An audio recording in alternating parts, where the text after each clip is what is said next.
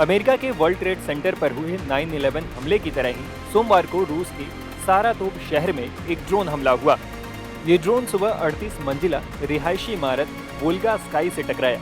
Social media पर इस हमले का वीडियो भी तेजी से वायरल हो रहा है। मीडिया रिपोर्ट्स के मुताबिक इस हमले में 4 लोग घायल हुए हैं। इस हमले का आरोप रूस ने यूक्रेन पर लगाया और पलटवार भी शुरू कर दिया है। बताया जा रहा है कि सारातोप की इमारत पर हुए हमले के बाद रूस बौखला गया। रूस के राष्ट्रपति व्लादिमीर पुतिन ने यूक्रेन पर हमला करने का आदेश दे दिया। इसके बाद रूस ने यूक्रेन की कीव, खार्किव, ओडेसा और लीव समेत 12 शहरों पर 100 मिसाइलें और 100 ड्रोन दागे। न्यूज एजेंसी रॉयटर्स के मुताबिक हमला सुबह के वक्त ही किया गया।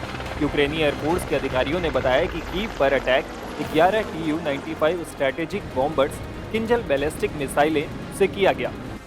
अभी तक एक रिहायशी इमारत के क्षतिग्रस्त होने की सूचना है। हमले में 4 लोगों की मौत होने की जानकारी भी सामने आ रही है।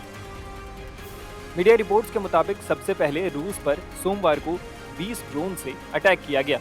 इनमें सबसे ज्यादा 9 सारातोप में दागे गए। यूक्रेन के हमले में सारातोप में रूसी बिल्डिंग का एक बड़ा हिस्सा क्षतिग्रस्त हुआ। बिल्डिंग के नीचे खड़ी 20 से ज्यादा गाड़ियों को नुकसान पहुंचा। एक महिला गंभीर रूप से घायल भी हो गई, जिसे हॉस्पिटल में भर्ती कराया गया। गौर करने वाली बात यह भी है कि सारातोप यूक्रेन सीमा से 900 किलोमीटर दूर है। इस हमले के बाद सभी तरह के एयर रूट पर रोक लगा दी गई है। मॉस्को के गवर्नर ने हमले का आरोप यूक्रेन पर लगाया है। यूक्रेन की तरफ से इस पर अब तक कोई बयान सामने नहीं आया। मिली जानकारी के मुताबिक ड्रोन यूक्रेन की तरफ से ही दागे गए थे। रिपोर्ट के मुताबिक यूक्रेनी सेना ने सारातोप प्रांत के एंगेल्स में सबसे ऊंची बिल्डिंग को अपना निशाना बनाया। एंगेल्स में रूस का स्ट्रैटेजिक बॉम्बर मिलिट्री बेस भी है। रूस यूक्रेन जंग के शुरू होने के बाद से ही यूक्रेन कई बार इस पर हमला कर चुका है। इधर यूक्रेन में रूसी हमले को लेकर बताया जा रहा है कि यहाँ के लुत्स्क में एक अपार्टमेंट इमारत बुरी तरह से क्षतिग्रस्त हुई है। ये जानकारी वहाँ के मेयर ने दी है।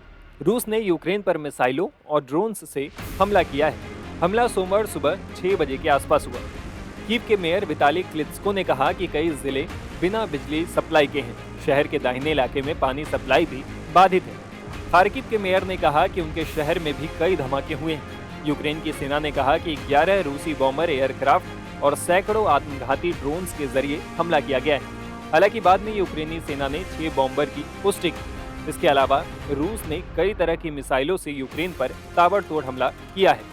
बता दें कि 2.5 साल से जारी रूस यूक्रेन जंग में 6 अगस्त 2024 को पहली बार ऐसा हुआ जब यूक्रेन ने रूस में घुसकर उसके कुर्स्क इलाके पर कब्जा कर लिया। तभी से यूक्रेन लगातार रूस पर हमलावर है। रॉयटर्स की रिपोर्ट के मुताबिक 20 दिनों में यूक्रेन के हमले में रूस के 31 नागरिकों की जान जा चुकी है। वहीं 140 से ज्यादा लोग घायल हुए हैं।